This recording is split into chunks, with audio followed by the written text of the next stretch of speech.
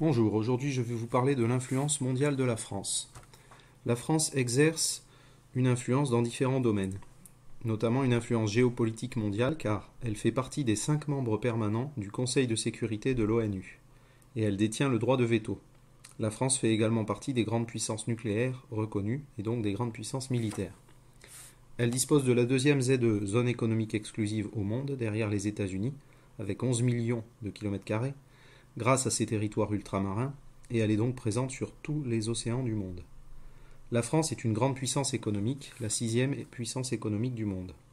Ses firmes multinationales sont présentes dans le monde entier, comme Total pour le pétrole, LVMH dans le domaine du luxe, Renault et Peugeot dans le domaine de l'automobile, Carrefour et Auchan pour la grande distribution.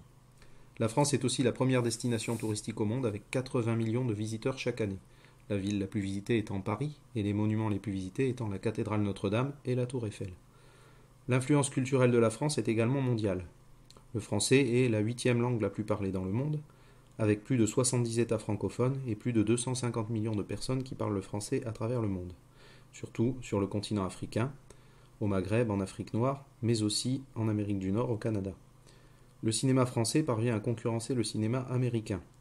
Des films comme ceux de Luc Besson, Le Grand Bleu, Le Cinquième Élément ou Lucie, ou comme Intouchable avec Omar Sy, La Môme avec Marion Cotillard, The Artist avec Jean Dujardin, ou Amélie Poulain, ont été vus par des dizaines de millions de personnes dans le monde, et ont même remporté des succès aux États-Unis. La gastronomie française est réputée dans le monde entier. Tokyo, capitale du Japon, compte de nombreux restaurants français classés au guide Michelin, tels que celui de Joël Robuchon. Le musée du Louvre a prêté son nom au projet du Louvre Abu Dhabi aux Émirats. De plus, il faut ajouter que 2 millions de Français vivent à l'étranger.